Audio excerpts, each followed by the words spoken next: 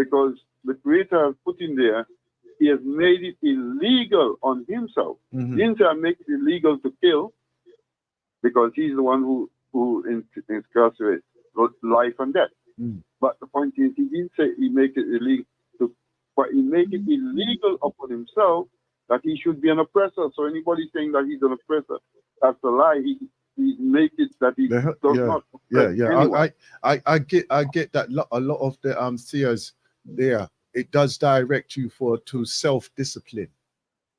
Yeah, exactly. You understand me? It does direct so you you can't towards self-discipline. oppress anyone. Anybody who is oppressing anybody is going beyond the Creator itself. He's saying, look, you know me, you're taking on something that he himself, and that is the reason why many things happen, because when you put these people in bondage, after a time, he will set up something to release that, because that is an oppression which he does not tolerate.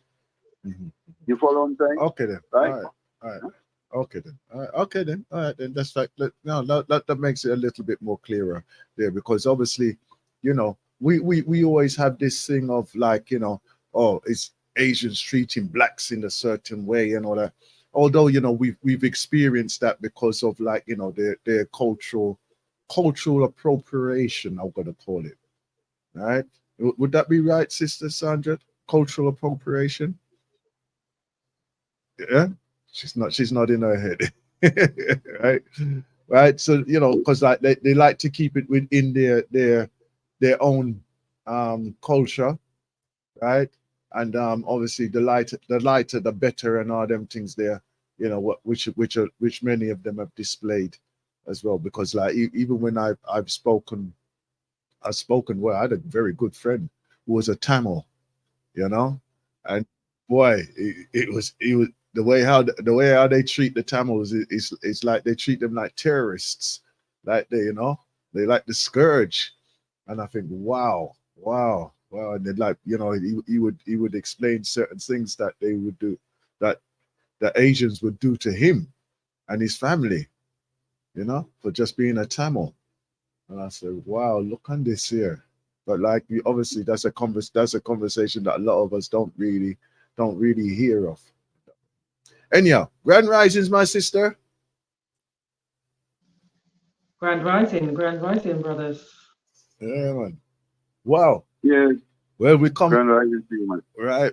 We come to the last of the shows for the financial hop men, right? Unfortunately, we was you know, due to circumstances, I couldn't do the live shows and everything for the links and everything. But anyhow, we can bring it to some form of conclusion in it for these preparations for our reparations on the financial situation that we're facing right now. Yeah, I would more say that we can continue the conversation next month.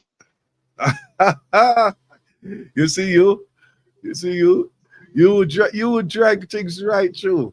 You would drag things right through. I don't listen. I don't mind, because obviously it's a thing that has to be broken down, and we have to be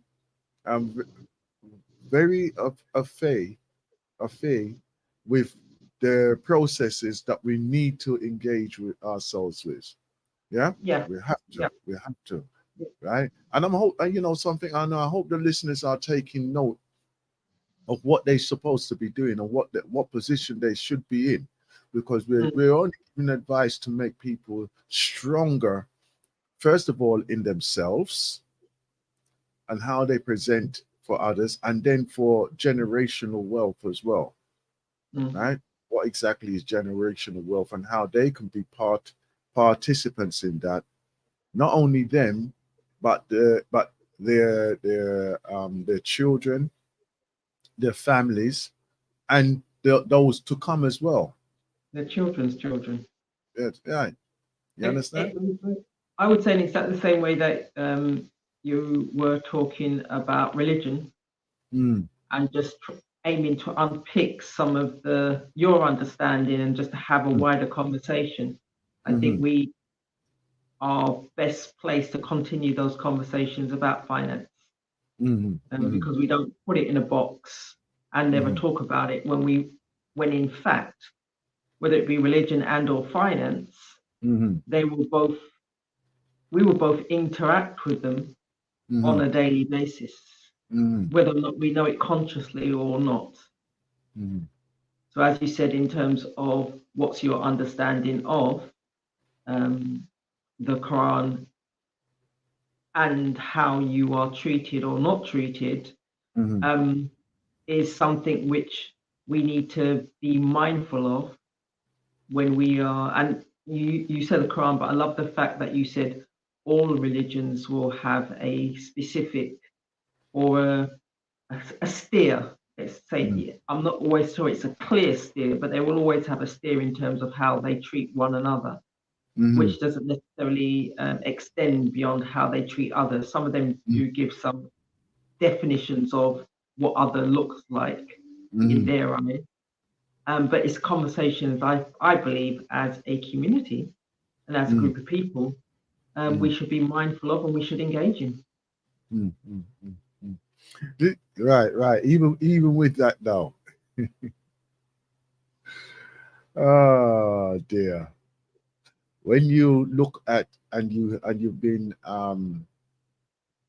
when you see or hear the readings and the writings of those who have gone from ancient, we're talking like script manuscripts from like a couple of thousand years ago now, right? It's obviously the only the differences would be from region to region. It was never a like a colorism, right? Or a blatant racism type of thing, right? Because they had their infrastructure of how their societies worked and everything, and then obviously being constantly attacked by warring nations, and then obviously their views of others would have actually changed in that way, because obviously if somebody's there who's trying to kill you, right, and that is what they're hell bent on doing, then your views towards these other people from different regions would have to change, right? So it's over history. I feel that we need to just take note of these things. Obviously, even now, they are perpetrating exactly the same behavior of thousands of years ago, where our people are coming in to take land, kill off people if they don't comply. They're blatantly just doing that left, right, and center. Which is a shame, which is a real shame. So we have it's right that we just look at these, put it into perspective, and be aware of the manipulation, right? And don't go around with our rose-tinted glasses thinking that everything can be beautiful and everybody's going to be happy, and if I smile, you smile, and we all live together in harmony. So I would preface that we shouldn't think and say we actually should think that if we smile and we bring love into this moment, the reaction that we get back may be different than if we keep a straight face. Oh yeah. We may not necessarily get what we're expecting. Can I just come in here, you mentioned something, right? I don't want it to go away. Yeah. You see, you mentioned something about smile. I'm saying even in Islam, that is one of the things the Prophet said, even a smile is a charity, right? You understand? Give charity, and if you haven't got anything to give, even give a smile. Yeah. You understand what I'm saying? So what I'm saying is the laws are so specific. So if people are violating the laws, right, you cannot blame the Quran for that matter. You have to, it's the same thing again. Like in many things, of paying the person. Somebody work for you, pay them. Right? You understand? Don't look for freeness every time. It's not no freeness. You must pay the person. Yeah, pay the person, and sometimes before the sun even set in the day, you're supposed to pay the person. You follow what I'm saying, right? So this thing is deep, but unfortunately, because many people don't know or whatever, so therefore, you see, when somebody, if a Muslim do you anything wrong, first thing you tell them, look, brother, fear Allah, fear your God. You understand? Yeah. Right. Let me pause you. Let me pause you with that one there, sir. I was been told that. I've been told that, and I'm sure Sister Sandra's been told that as well, all her life. Fear God. Yeah. Are you familiar with that expression, Sister Sandra? Yeah. Right. Let me tell you something. I've always been uncomfortable with that, because in the next breath I would hear God loves everybody, and I'm thinking, why would I want to fear something or someone who is expressing love to me? That would be wait a minute. Let me explain. Let me go through my thing. Right?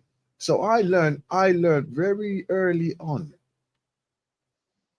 if that person have to instill fear into me, that means that person don't have no respect for me, or that thing don't have no respect for me. Right?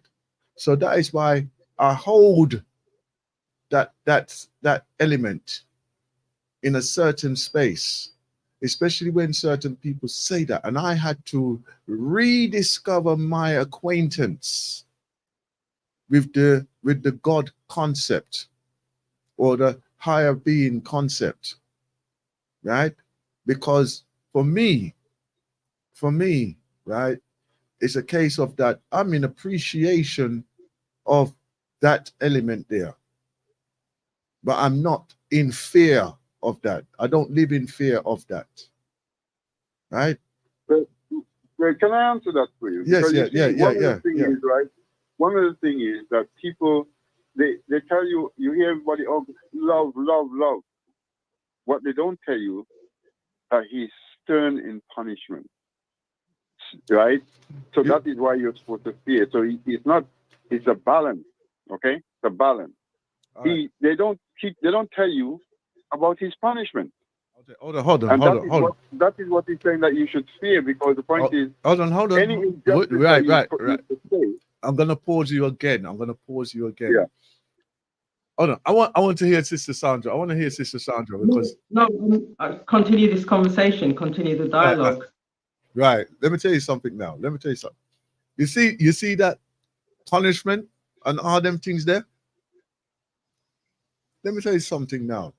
That is like slave master talk, as far as I'm taking it. That is how it's landing with me.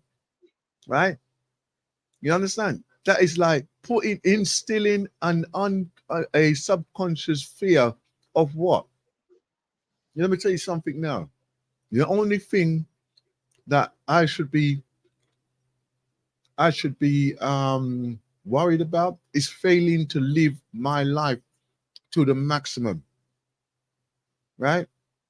Getting the best out of life for myself, and then imparting whatever I have onto others. That's the only thing that I should fear. Okay, I look. You see, as I said, the reason for that is because as I said, there's something that we lack on the understanding of the Creator. Okay, you understand? You see, and again, many Muslims many things we do, right? We fear the police. We fear going to prison, right? Fear is in every living thing. Every living thing, there is something which is called fear, right? Well, a man down there, right? Why he would not do certain things? because he fear going to prison. He fear the people come and attack him. He fears the fear. He fears. He fears. Everybody, every living thing has got this fear, right? It's like two cars coming up the road, right, head on. And this man is challenging you to whether you fear death. Fear death, you're not going to go head on in that crash because you fear death, right? That other man, he might be bluffing you, but it's a matter of who has the greatest fear. The one say, okay, let me pull over, brother, because I don't want to. I don't. Want to All right. You see. All right. Listen. We could go into a conundrum into this. Wait a minute.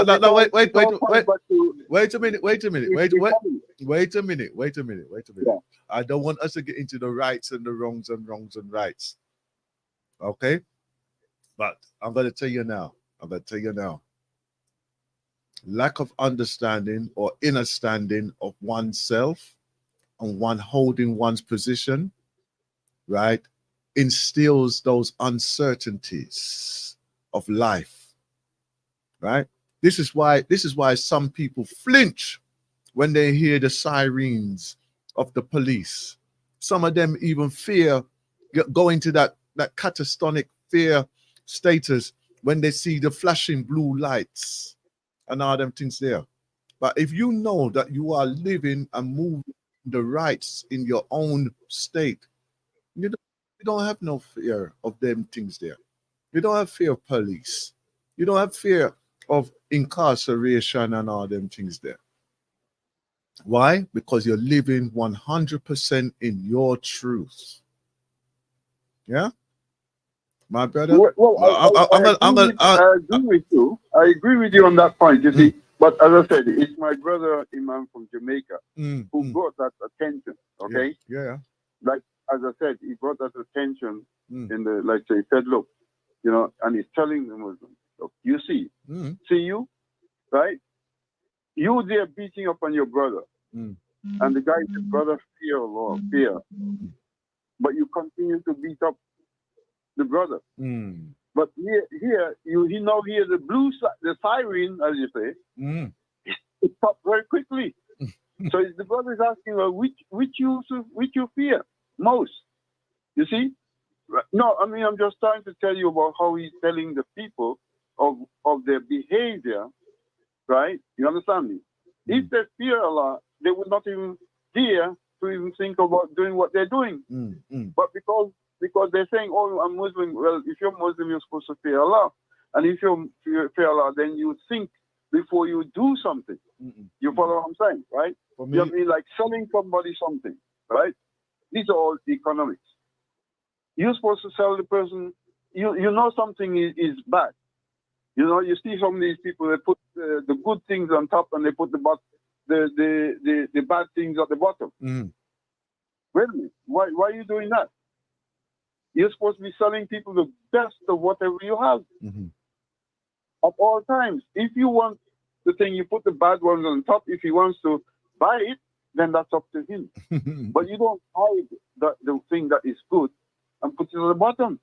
You follow what I'm saying, right? So all of these things are in economics, because the point is you've now hide the best and put the worst thing, you know, at the bottom, and put the best thing at the top. And when the brother go home and he starts opening up the thing, he find that half the thing he have to throw away. That's no good. Exactly. You deprive him of his money. All I see is a lot of bad fruit is in them £1 bowls. This is what I'm saying. Is it? So again, only my bad fruit in there. Yeah, it's all about economics, because the point is, I'm saying, you know, the important thing is you're supposed to give the best at all times. Yeah. And you know, I remember this preacher, he was pointing out, because the reason why because when this person was selling things, Yeah, he's an American. He was telling the story. We were selling things, and we put the worst things on the bottom. And he said, "What this Muslim guy came and he was putting the worst things at the top and putting, you understand me, right? So that means the person can then decide whether he wants to buy that worst thing and so forth." And he said, "That's not the way we do it. We put the worst things at the bottom and put." I don't know. The guy said, "No, I can't do that. I have to give the honesty to whatever I'm giving the product that I'm giving the person." You follow what I'm saying, right? These are the things that the Muslims are supposed to be implementing in every sense of the way, every step of the way. You should not be mistreating anybody in any shape or form, right? You understand what I'm saying, right? Well, I would say also, remember, and not too long ago, whether they're of that faith or not, right, that we've had incidences of enslavement of refugees and things like this. And I'm not saying that they're of that faith, right?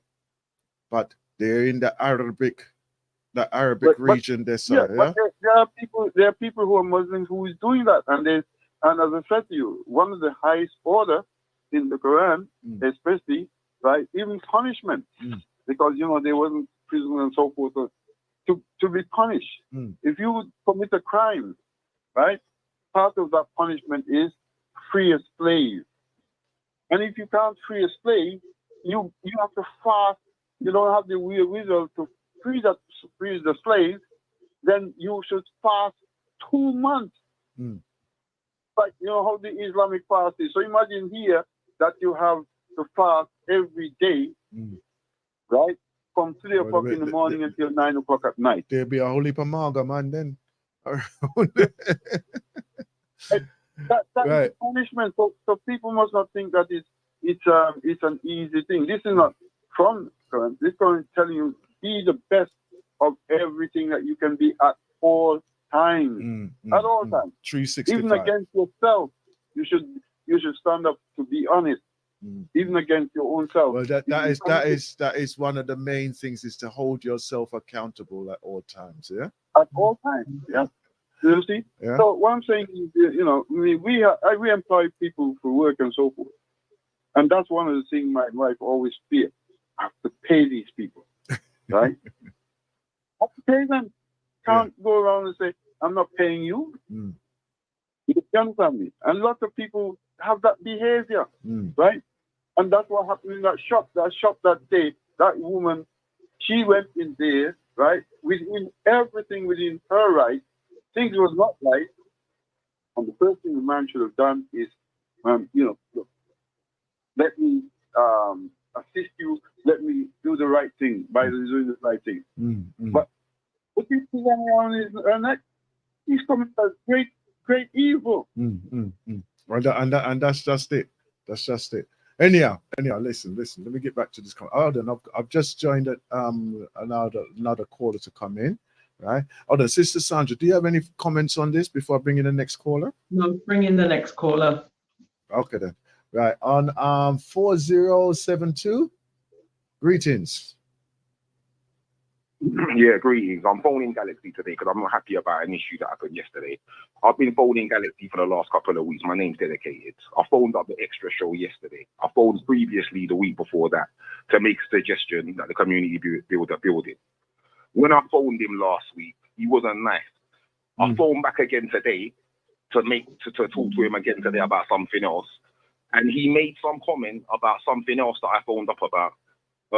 He made a comment about I need to go and do some weights and change myself or something. I don't know how I'm getting it. And he said how I'm getting abused in my workplace by women.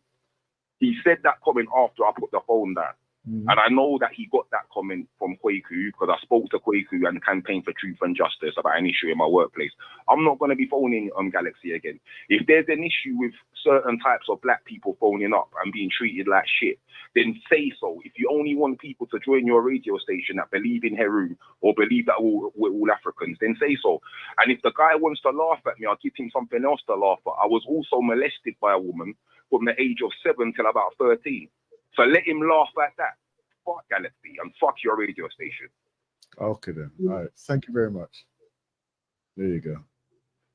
Another listener there, right? Yeah. Obviously, disappointed by whatever reaction he was having.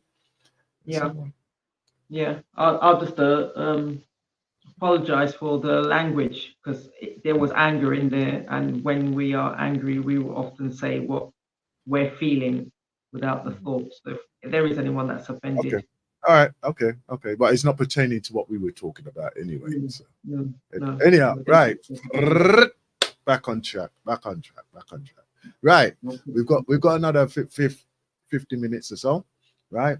Let's move some more forward with this financial reparations preparations.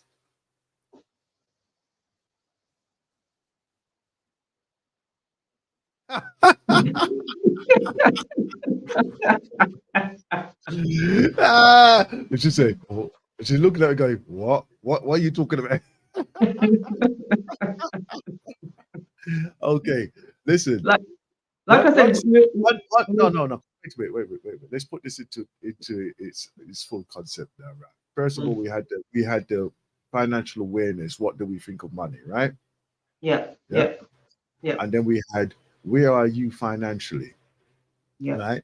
In other words, what job you're doing, how much is your income, how much assets, and everything else. A total itinerary on your finance. Yeah. With an understanding of your spend, income and out. And then your expenditure, what your expected expenditures are going to be, how you should have a healthy view of money and usage, right? Where I would like us to take it right now is in that percentage, we said that we're going to pay ourselves, right? Part of our paying ourselves. So I want us to break down that percentage, because you did mention between 10 to 20% to pay ourselves. Would that correct? I mentioned 10%. 10%, right? Yeah. So this is all we're dealing with the 10%. Now, out of that 10%, we obviously would like to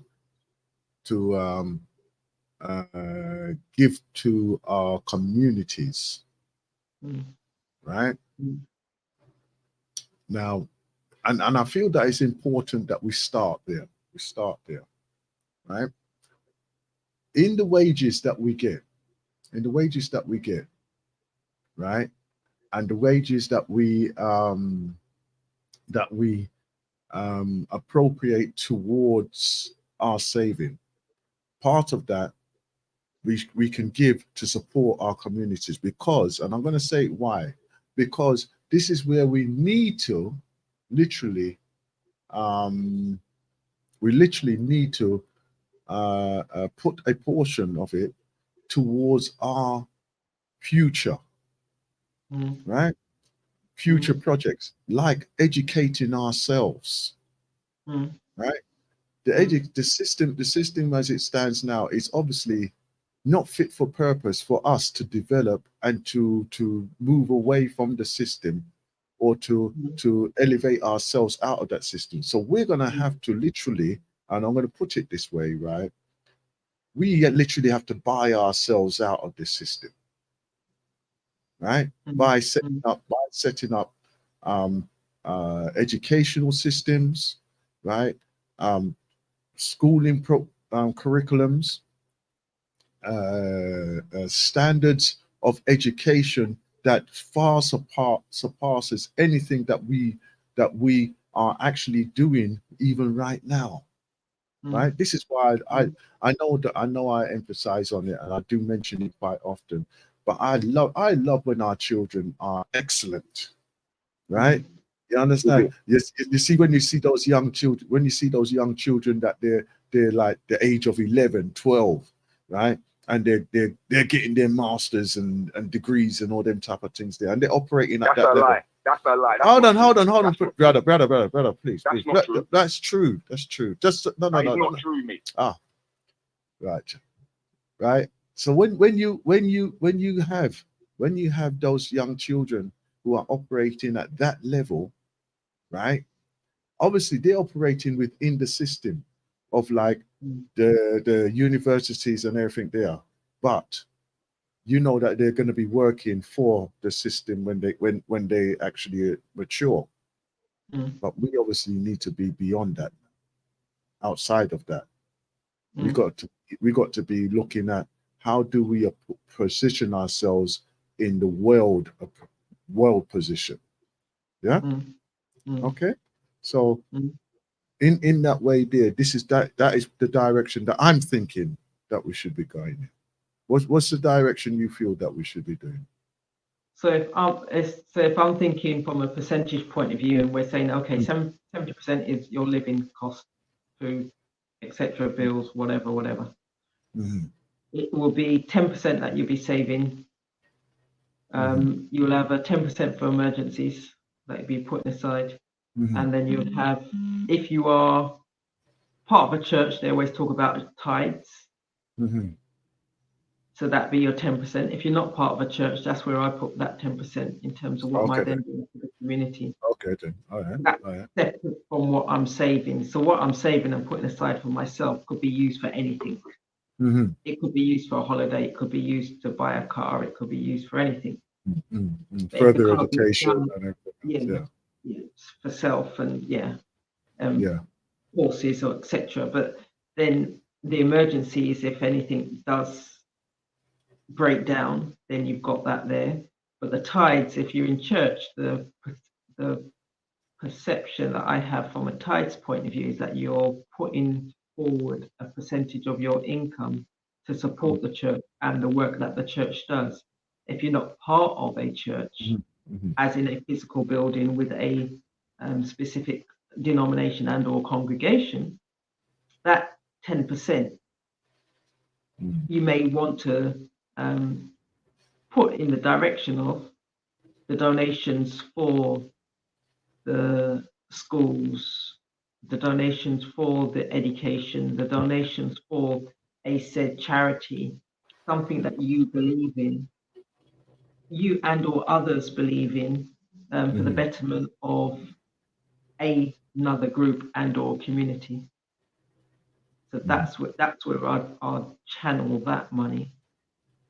Okay, then. Okay. And that 10% will stay as part of my building. And this is the thing, because like obviously you feel in one direction, I'm looking in one direction, right? But Akram will probably stay another direction, right? Because obviously, you know, we're looking at what we would like to put ourselves in, right? The caller who was there before, who was over speaking us, you're more than welcome to come back. Maintain your language within verbal niceness. Respect is shown to everybody here, okay, while we're having our conversation as well. Right, Brother Akram? I've been listening to that, you know, as I said, one of the problems that we have is, you know, is the matter of conducting ourselves, okay? You know, and we have to look at the position of where we are, in what environment we are. You know what I'm saying? Right? You know, as I say, don't hang your dirty linen out, you know, out in the line, right? Okay? You follow what I'm saying, right? It's something that we need to do and learn to respect. Okay? You know. And but what I'm saying is, one of the things is about this finance situation. And I remember my dad was very good at this.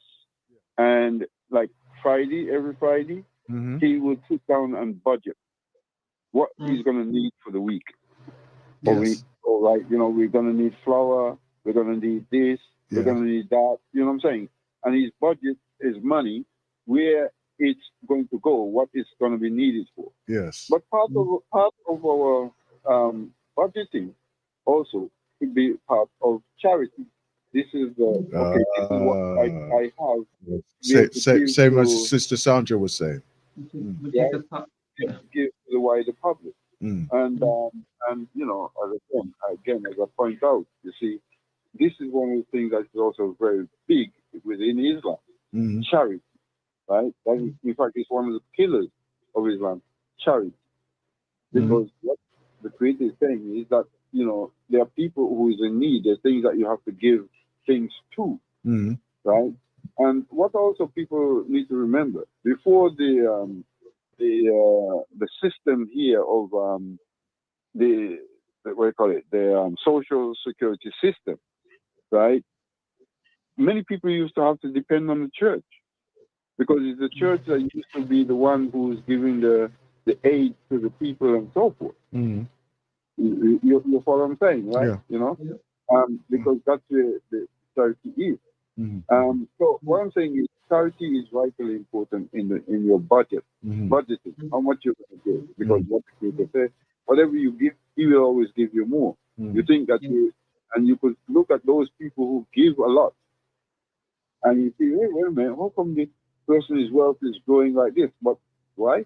Mm-hmm. Because whatever they give, there's a Paucity. blessing on what they give. You follow what I'm saying? Right? Because there are people in need, there are things in need. So part of the budgeting of what you do is budgeting is charity. Mm-hmm. Mm-hmm. Whatever it goes to, or in helping in the community, Mm-hmm. or whatever, but part of that is there. But the budgeting is vitally important. Yeah, Right? yeah. You don't spend more than what you have. I mean, many of us do, because we don't budget. Yeah, Right? yeah. And again, as I said, my mother was very good in that. I mean, she was very good in the way she was disciplined in how she does things. Like, for instance, she would only work on Monday. Yeah. Right? You know, everything you can do, she will be doing something, and she do it at a certain time. Yeah. Right? You can almost time yourself, or 10 o'clock, or what is my mother doing?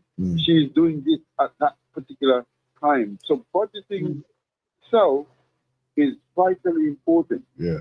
Right? In moving forward, you know? Right? And Okay, then. All right. That way you will have money. Okay, I then. mean, Hold on. Let's pause it there. I've got another caller on the line. Welcome back. Oh, wait a minute. Oh, it's gone again. Yeah. Anyhow, if the caller wants to call back, please call back in. Right? Yeah. Right. You see what you're saying, that we are in three different concepts, because obviously we have three different desires in life, right? Obviously, Brother Akram has a very good upbringing of financial awareness and balancing displayed by both his mother and his father. Yeah. So therefore, it had a good foundation. I know that you and your mother. My mother was the financial whiz kid in the household, and my father wasn't such. Right. So you know, we all gone through our little things there, right? And then, like, even to say, like, where we stand ourselves even now today, right? Which is very important today, right? As we are here today now, right? How do we put ourselves in a position that we can do the preparation for our reparations, right, financially? And the reason why I bring this discussion, right, and for me, is that each year we are there. Each year we are asking for, like, obviously donations and everything else towards the support of the reparations program, right? Each year I see thousands of people, or even hundreds of people, come down, right, to support us in Windrush Square, right? Now, the thing is, for me, I would say, you know what, if you are willing to come down and we say, okay, then, you know what, you want a reparations of freedom, I would start at saying 1 day's pay. 1 day's pay, right? For whatever reason, for whatever way, how that calculates out, right? But you take 1 day's pay and donate that to the reparations program, right?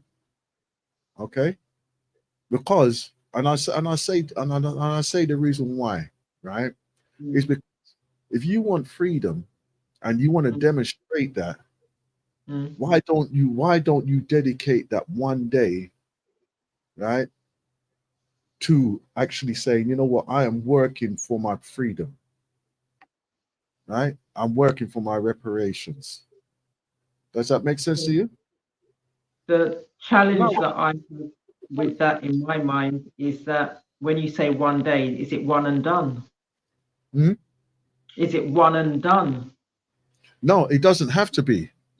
It could, but the way that you phrased it gives the impression that as long as I give the 1 day's pay, that's how it sounds, then I've done my bit for the movement. I can now sit back and fold my arms and turn around and say to my brother or sister, well, I've done my bit. I've handed over the 1 day's pay. So for me, it needs to be an ongoing support for the movement, which is where that 10% comes in. That's an ongoing support for the movement because I believe in it. I am supporting it.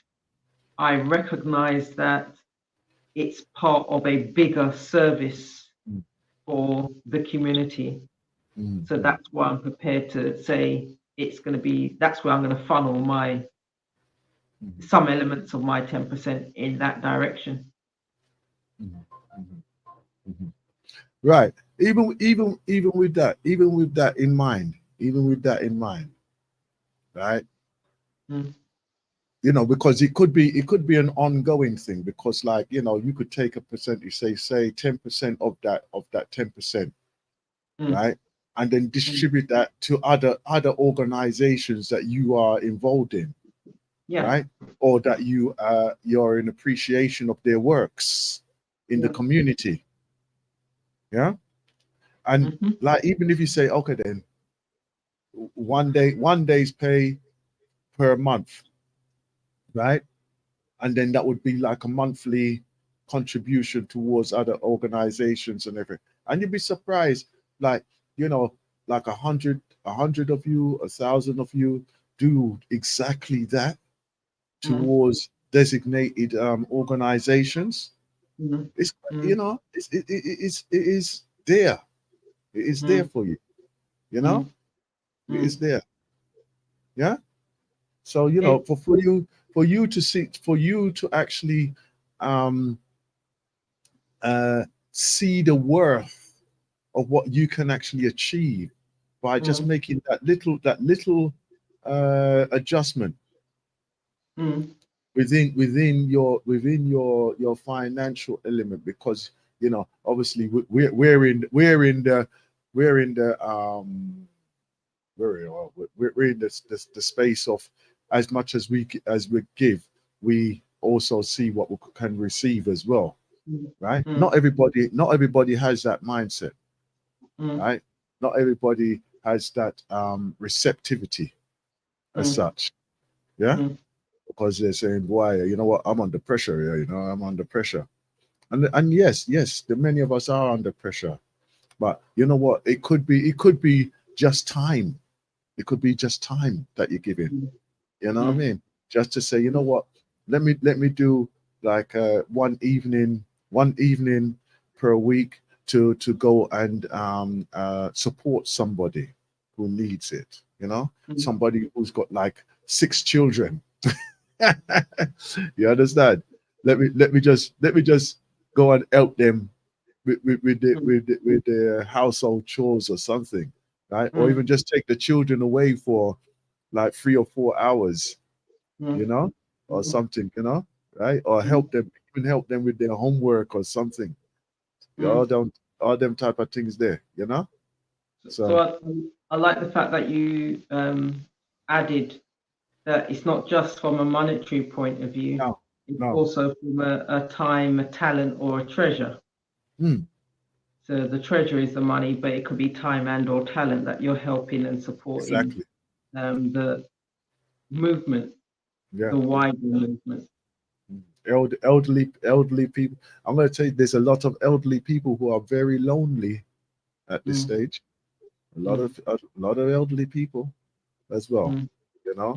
So, you know, even with those type of things there, spending 10 minutes, 15 minutes with somebody is a life, it can be a lifeline for many, you know. It could be a lifeline for many. So, you know, let's be sparing, even though we may not seem that it's going to be, you know, that we have it right now. But I tell you, little things, those little things, having those time and the quality time that you actually spend with other people, right? Doing things for other people, right? You'd be surprised how it becomes more of a condition within yourself to actually say, you know what, I could expand on this, right? And how the balance within yourself actually does ease the pressure as well, right? I'm going to bring this caller in. I'll hopefully come in. Yes. He's joined us. He's joined us. Greetings, caller. Greetings, caller. Yeah, you only want to talk about white people. No, I'm not. Hold on. It's not white. I'm not. Hold on, please. It's not just white people. I'm talking about our community and our development. Okay. I was at the demonstration on Saturday. Oh, sorry. I wasn't there. Yeah, well, there were some black women there that had contrary views to what your station is saying, and I have to repeat it. I don't agree with it. Okay, I have to repeat it. They were saying that what you lot are doing is foolishness, and there's black kids that get stabbed every day on the street, and you don't care, right? And what they were also saying was that everybody knows that shop doesn't do refunds. I'm not agreeing with them. I'm just saying what they were saying. I understand exactly where they're coming from. You're sitting down on the radio saying that you encourage and you support kids who are in education. That is not true. That's one of the biggest lies I've ever heard in my life. I've had nothing but abuse and violence from people when they find out that I went to university. I've had nothing but people trying to set me up, run me out my job, tell me that I go out with white girls and they're going to get people to kill me. Even people on this station like Waku. That's not true, mate. You don't support. The only people you support with education is women and light-skinned people. Right. What? Hold on. Whoa. Hold on. Please. No. Let's break this down. All right.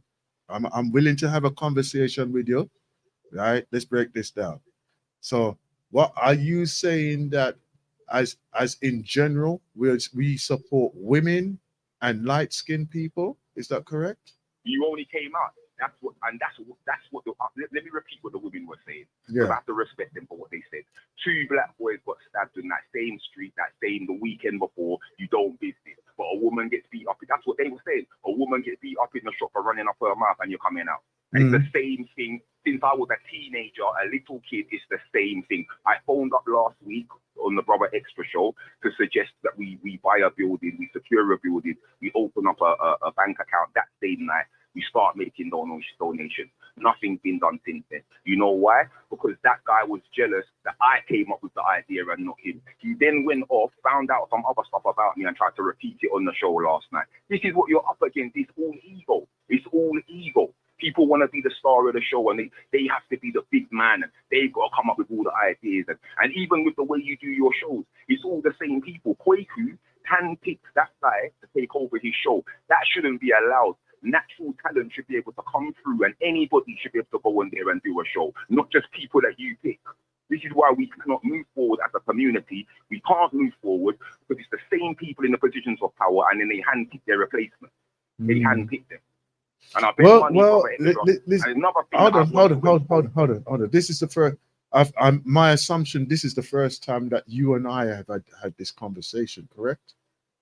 I'm fed up of it, man. No. Wait a minute. I asked you a question. I asked you a question. It's the first time that it's the first time you and I have had this conversation. Yeah. Did I mention your name, Mr. Aston, and accuse you of anything? No, this is the first time. Yes. Right. So like. I'm in appreciation of, like, you know, everybody has their views, right? And you know, the funny thing is, I mentioned the fact that I was molested and you passed over it, and that's fine. No. Wait a minute. No, let me finish. Contextually to the conversations that we're having at this particular time, How do you expect me to just all of a sudden And I break? finished my point, 'cause otherwise you're not Hold gonna on. get Let me the just full let me just what I'm fin- saying, let me and just why fin- you're getting upset. I'm not getting upset at all. I just Well, want can I finish? I just want to put some context Can I onto this. I just Can want I to put some finish? context Can I because finish my point? I'm going to tell you now. I would never I didn't overlook. say I you would did. never Can I finish my overlook or point? I know what you're gonna say, override and I'm gonna say anything you that did. anybody says or Talk you brings to the talk your dog. conversation. Can I finish my point, please? Can I Yes. finish my Okay. point? Then right. Like, Can I go finish ahead. my Go point? From the ahead. age of about 7 to 13, I was interfered with. Mhm. And at the time it was going on, as a black boy, I'm not ashamed to say it. If Mm. extra wants to laugh at me or bring that up on No, one of his no, no, shows, no, no, no, like no. bring up other, can I finish my point, please? Yeah. Can I finish? I actually, hold on. Could I ask you to do something? I want you to take this number, right? And I want you to call me Can I finish my directly. point and then take the number? Yeah. You Finish my can do. point, You please. can do that. You can do that. Go ahead. Finish my point, please. But fine. What happened to me happened. I got over it. I overcame it. Well, I haven't overcome it. I'll never overcome it. But This is the reason I want you to call me. In my life. Can I finish my point, please? Mm-hmm. You made a comment about the children. Mm-hmm. As we're speaking right now, I promise you, there is some little black boy getting interfered with. I Of promise course you, there are. and nobody cares. The only time you're gonna care is when that little black boy ends up in the criminal justice system, so you can talk about them like they're a piece of dirt. I used to have a friend in school. He used to come to school with black eyes, bruises on his face, and it was obvious that he was getting beat up. We thought it was some road beat. No, he was getting beaten up by his mother. You know what happened when the man then found out? They was laughing at him. I was the only one standing there not laughing because I was getting molested at the time, and I understood what that type of abuse is like. And I'm sick of it. It's funny to see a black man get abused. It's funny to laugh at a black man. It's funny, he make a little joke. It's funny. But when something happens to a woman, we've all got to come out on the street. And I don't have a problem with women. I don't hate women. I love women, even after what happened to me, right? But at the same time, I've got to talk the truth, man. I've got to talk the truth. Okay then. All right. No. I'm hearing you. One more time. There was 2 black boys that got stabbed on that Peckham Rye Lane that same weekend or the weekend before. Not one word said about it. Not one word. This woman did not get killed. She just got assaulted, but everybody's got to come outside. There's people that are starting to see through the hypocrisy because I can see it. Those women can see it. Everybody can see it. You don't want change. What you want to do is sit down on the radio and talk about white people because you're obsessed with white people. You want a hug from white people, mate. That's what it is. You want to be accepted by them. Because I suggested the building, you're not interested in building the building. All you want to do is sit down and talk about white people all day. All you want to do. All right then. I'm hearing you. I'm hearing you. Something. Hold on. Anything that involves a white person doing something to us, you want to come out and demonstrate, but you won't talk about the things in the black community that are messing us up. You won't talk about it. You won't even talk about the skin color discrimination that is coming back around again. You won't talk about that. Nothing you won't talk about. Okay. Not a thing. All right. No. I'm gonna tell you something, right? Whoa. Please listen. Please listen. Excuse me, caller. Excuse me, caller.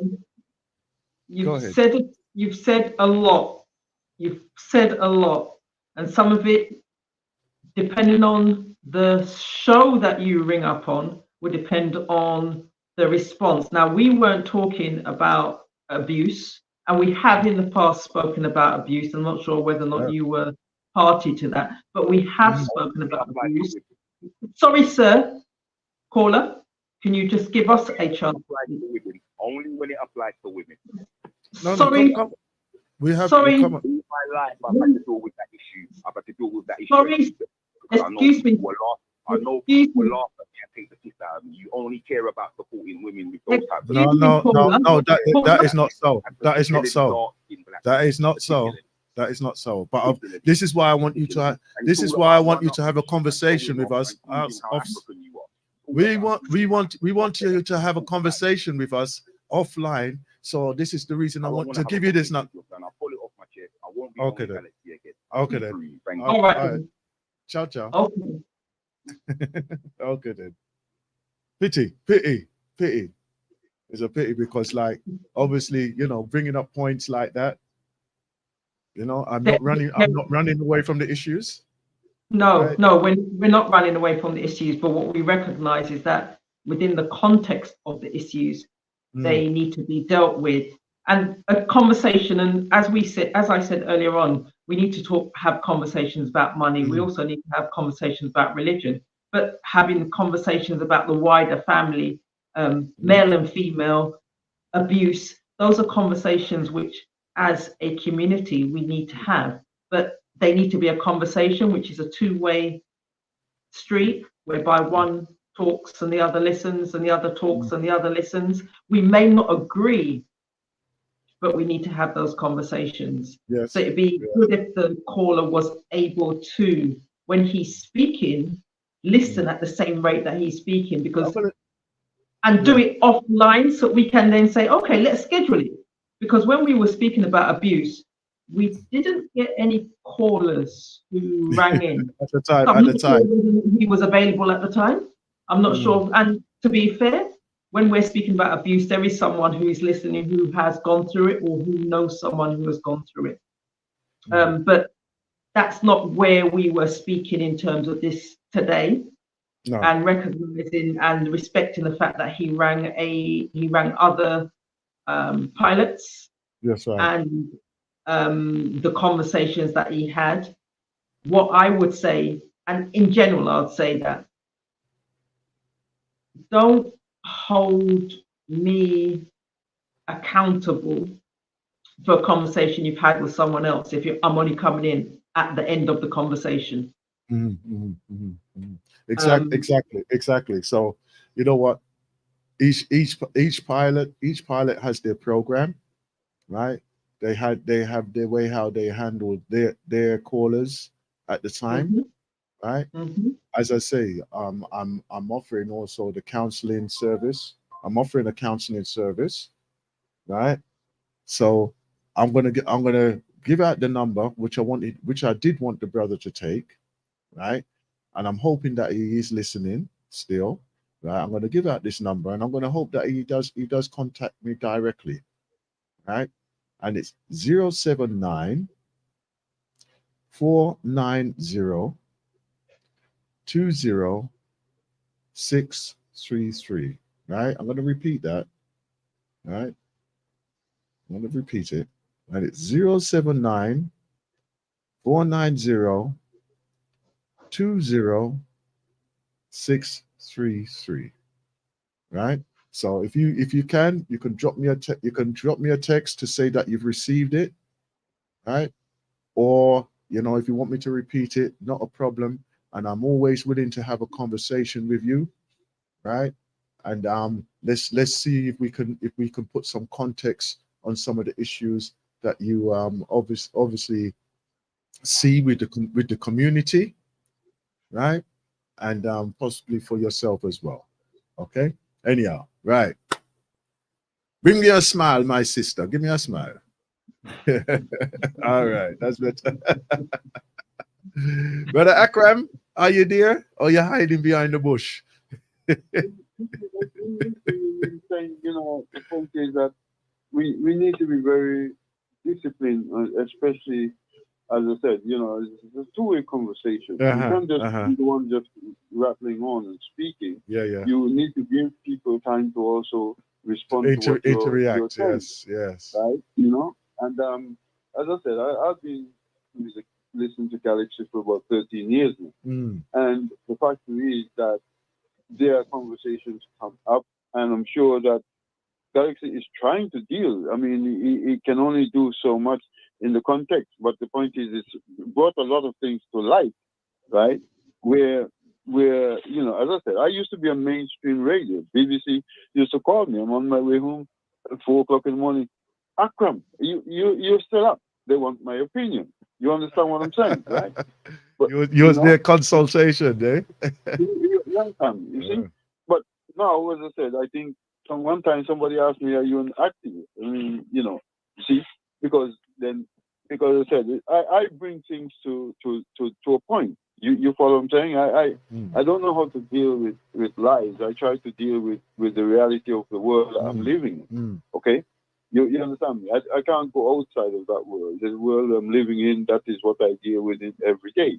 So the fact is that, I mean, as I said, to say that Galaxy is not dealing with the issues of people and so forth, many times I'm hearing these subjects being brought up, but you can't bring up everything every day because, as I said, sometimes things are being heard, sometimes the news gets to people, and other things like that. And obviously, the situation with this sister was I mean, the deaths and so forth that is taking place. I mean, right now the death in Croydon, that is serious. And you know,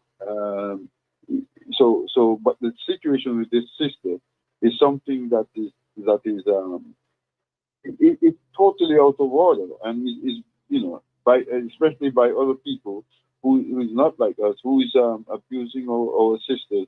And it's about time, as I said, I watched this film Cry Freedom, and when I see these white men beating our women with a big stick, I'm asking the question, where is our men? And it's about time our men stand up to deal with this situation. Call to action. Yeah. The same thing that I opened the show with this rising here. Calling our men to action. Calling our men to action. Our sisters are there on the front line talking. They're the ones who are expressing. But our men, where is our defense? Where's our defense, front line defense now? Huh? Where's our front line defense? Right? Are the men them just cowering away, so? Right? And it should never be like that. Should never be like that. Right? And I'm gonna tell you now, right? There's a lot of women who are afraid of strong men, right? Mainly because they haven't seen it, because because a lot of people have grown in these single parent families, so they see the woman as being the stronger part of the family, right? And it does reflect in the subconscious of many. It does reflect in the subconscious of many. As a community, right, we are seeing many a woman being the leader of the family because that is what they have seen over the generations, right? Well, as you rightly say, our men has let our women down. I feel that we have let our women down. You know, as I said, you know, when I see the likes of our great sister there, you know, I mean, who have brought this thing out about the French thing and so forth. You know, I mean, I'm sure our men has been there seeing these things, but they don't want to. They don't bring it out. You understand me? You know, you follow me? And that is the problem that we're facing. That our men is not standing up to the job that they're supposed to be doing. As you say, men are protectors of our women. Yeah, we're not saying that we shouldn't have strong women and they're doing what they're doing. Listen, but we should be at the forefront of all of our endeavors of protection. We supposed to be the guardians of our women, no matter where, when, how, where, wherever, right? You understand? We're supposed to be able, if anything, if we see any form of injustice towards any of our children or anything like this, we're supposed to be the ones who are standing up and making that statement of not on my watch. Not on my watch. And that is the reason why, because so many, as I said to you, you know, I mean, what he's talking about there, I mean, I've gone through it. I mean, as I said, like when I had my accident, people wish me dead. Why? Because I'm doing the work that I'm supposed to be doing, and they're not willing to do that work. You see? I know that one. Trust me, my brother. I know that line. I know that line. Sister Sandra is smiling. Coming back to the financial thing, I mean, you mentioned something there, and the brother was pointing out, you know, and Sister Sandra was also taking up on it.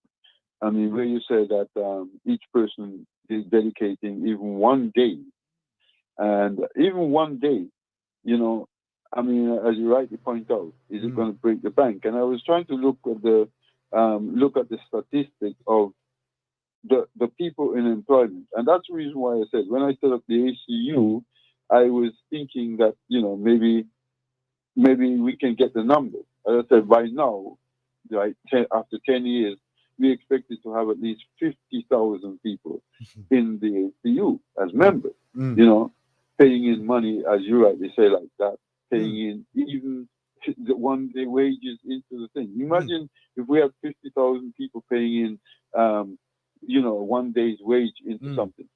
You know, how much business we could start up for all people, how much schools we could have been building, how many things we can do. You know, you know, I was saying to my friend last night, okay, and I was pointing out about the situation of on Sister Sunny's show on Wednesday, the situation of the Nation of Islam. I don't know how many members they have, right? But let's say if they have even 10,000 people or 20,000 people, right? That's a large community, okay? That's a very large community. Now, surely with that community, you can educate. Well, and I must, as I say, I give a lot of respect to the you know, the discipline that is being there. I give a lot of respect to a lot of the intelligence that is there. But what I'm asking is, the question is, why have they not been able to develop like the Aga Khan situation, where they're building schools for our people, where they're building hospitals, where they're creating jobs even for their own people, right? By now, they should have had enough business that all the people who become members of that organization have a job. They shouldn't have to be going somewhere else to have a job, just like the Mormons, just like the other people who in America who has created things, and they've gone out and basically committed. My wife always talk about these people. What they call them? Not the Mormons. There's another group there, and they have their own factories. They build their furnitures and so forth and sell them and develop themselves. You understand what I'm saying? And this is something that we are lacking among ourselves. We have the ability to do it. Why are we not doing it? We have skills. We have skills right across the board. No matter where you look, we are there. We are there. But the thing is that for other people, exactly, not for ourselves. Exactly. And this is why I talk about the liberated system or society that we need to create. Yeah. We don't have you know, some people say, oh, we have retirement or early retirement and all them things there. There's no early retirement. The only retirement you have is when you shut your eye. Exactly. Right? Exactly. Yeah. And let's face the truth. Let's face the truth. Right? That's the only retirement that you have, when you shut your eye. Yeah? Don't feel say, oh, well, you know, they're increasing the retirement age to 70 or they're not. No. What are you doing for yourself and for your community? Exactly. What you're doing for your family? Right? Yeah, because don't feel because your secular work say your time done, that your life done. That is when your life begins, because then you have freedom to rock stone. Freedom to do exactly what you need to be doing. Yeah? Exactly. I mean, as I said to you, right, you know, I mean, I pass this square every day because until live close to that square. And from morning, you have these guys there sitting down, they're drinking this, and they're playing the music, and that's it. Waste of time. That's the problem that we're having. Time waste, right? You know, don't think about what the things that we're doing. And I was trying to work out how many of our people is in employment, right? We might be 2 million people, or they say 2 million, but I'm sure it's a lot less than that because, as I said, a lot of our, I think about 30 to 40% of our people who is in mixed relationships. So therefore, many of those, and I come to find, because many of them will not be working in our community. They don't, you know, they may sit down with you and so forth. But at the end of the day, I think if it's something specifically for our community in that aspect there, it's very, very few and very, very far that you will have actually projects that are dedicated to us in that way, right? If there's the influence of any form of governmental support or anything like that, I feel that you can cross that one off the board. Yeah. Well, It may say the support is there, my brother, but the point is we don't have the foundation to go and get it. That's the problem, right? I mean, as I said to you, with the cooperative that we have, that is was set up to help us to get out of this mire. And you know, because we're members of the cooperative, the cooperative sent some people to talk to us. Or they came all the way from Brighton all the way up to Enfield where our office was, right? And they're discussing with us about, you know, things, affairs and so forth. And what they come to realize is we don't have the numbers, we don't have the capacity of people, right? And they're saying, look, there's things there for you. Just like how the Indians, they go out and get things because it's there, you're paying the taxes and whatever, you know, it's like, for instance, the government say, oh, child, you know, this money that they pay to parents and so forth. Whether you're rich or you're poor, you get it.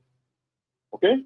They don't say it's only just for the poor people, right? That is there. So the same rich person can go out and claim that benefit because it's there.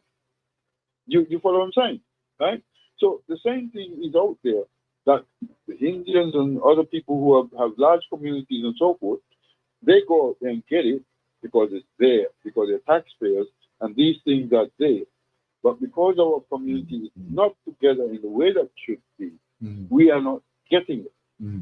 You follow what I'm saying? We're not there. When they put up a petition for something, they probably have 10,000, 50,000, 100,000 people, you know, so that the government cannot reject them because they can see they're a community. But what do we have when we go out? Right? Yeah. And I'm saying that even in our workforce, how many people is in the workforce? We time they said we're about 2 million people. But you can say half of that, or probably even less than half of that, is in the workforce. Because remember, up until about 17, 20 years of age, those people, those children are not in the workforce. And then you have another group of people at older age who is not in the workforce. Right? And so, this is the thing, my brother. Look, when you're talking with everybody involving in the whole of this thing, and that everybody's going to move as one, you know, to get involved. It doesn't work. It does not work like that at all, my brother. Right? If you get 2 or even 3%, right, out of 100 moving in a direction of what you are proposing, right, that would be probably a great achievement, right? And it shouldn't be. It shouldn't be. I know it shouldn't. I know it shouldn't be. But the fact is that it's not. I mean, we obviously base our successes and our desires on what happened with like the great movements, right, of what we see, right? And that was like with like Marcus Garvey, for instance, how he was able to move thousands. But remember, back then they didn't have the distractions of like what we have right now, right? They didn't have all the multimedia distractions back then. Because why? Because the information that they received was either by word of mouth, right? And then they had the meetings. What they would have would be usually like in their churches, right, or gatherings at a community hall, right? Outside of that, the conversations would only be passed on through that, right? Because remember, a lot of the written material, right, was only imported by those who were traveling at the time, right? So therefore, they would crave the news from other areas. What's going on? Tell me what's going on over here. What's going on? What did you see over there? What did you understand? Right? Yeah. Nowadays, right? You are so distracted by the medias and everything, even for those who are seeking the truth, the knowledge, the understanding. They are being distracted away from that pathway because what? Because all the algorithms, right, are saying, no, you want to learn about this. We want you to see that. We give you this advertising. It is a total, absolute distraction, right? So for us to get any momentum now, for those who are actually listening to us here on the stations, right, which I know that there are many listeners. I'm silent listeners because I get approached almost every day by those of, I'm a silent listener, you know. I'm a silent listener. And I appreciate them. But I always encourage them to say, you know what, just send a text to say like you're there, you know, or you know, just give your opinion, just send a message, you know, because it's all part of who we are. We are only as good as what you actually input to us, right? Let me bring in Sister Sandra on this now. Sister Sandra. Greetings. I'm looking at the time. Yeah. That's why I want to bring you in it now. So just in terms of there's been a lot of discussions.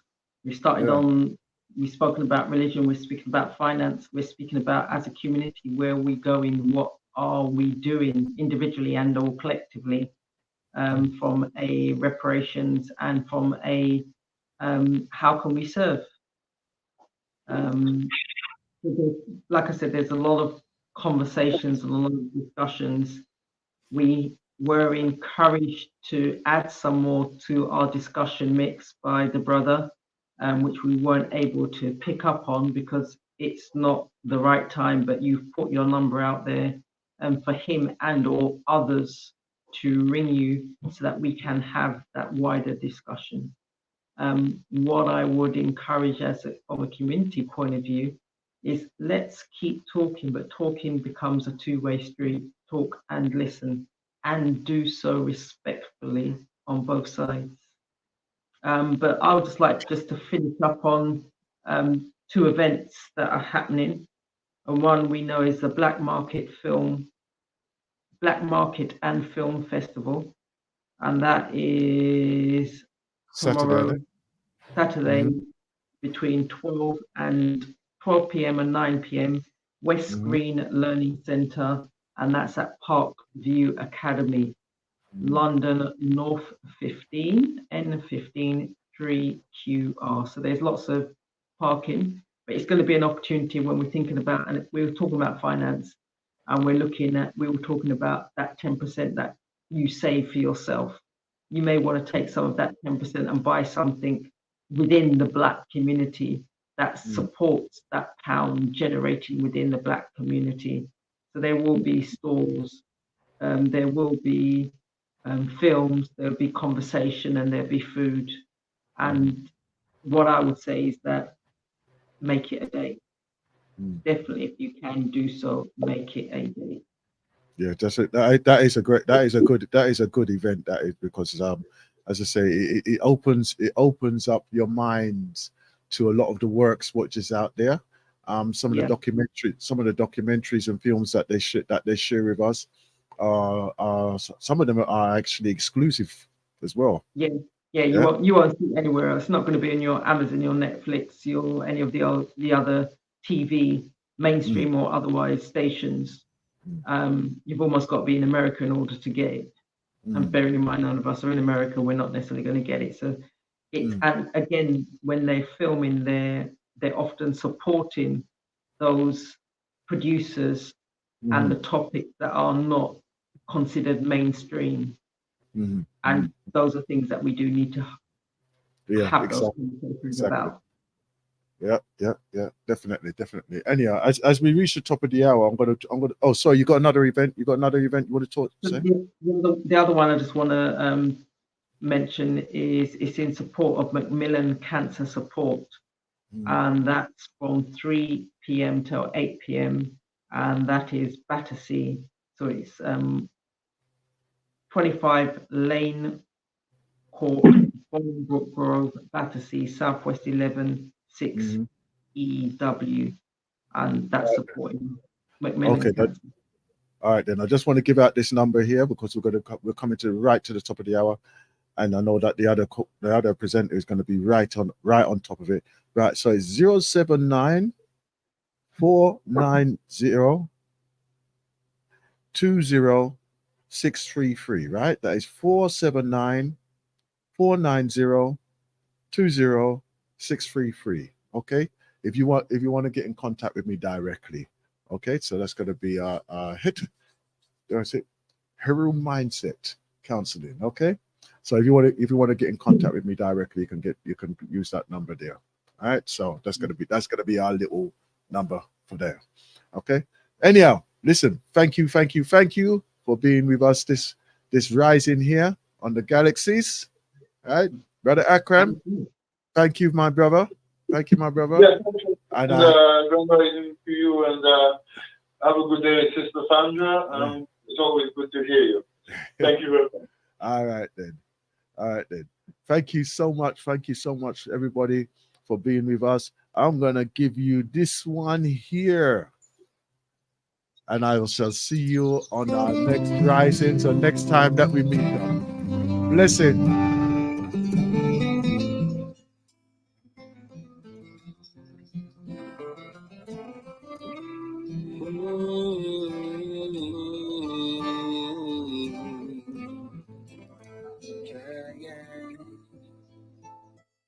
It was a lonely night, a night like this, when I lay down on my bed. When I thought about God I serve and all I'm going through, as the memories rush down to my mind, brought tears to my pillow.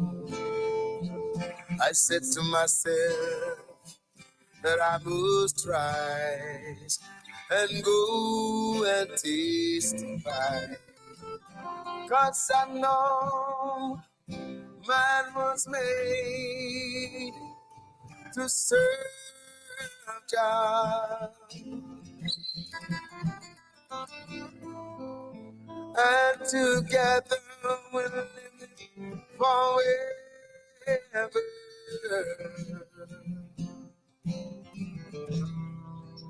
Man was made to serve God. Oh, and together we'll live forever.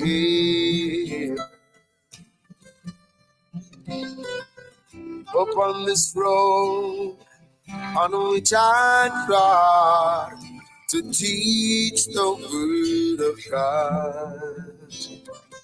My Bible is my only shield, and the music is my rock. I pray mankind would hear my voice and listen when I call. But all they do is carry on like they don't care at all. And I'm sure man was made to serve God. And together we'll live forever. Lord, man was made to serve God. Oh, together will live forever.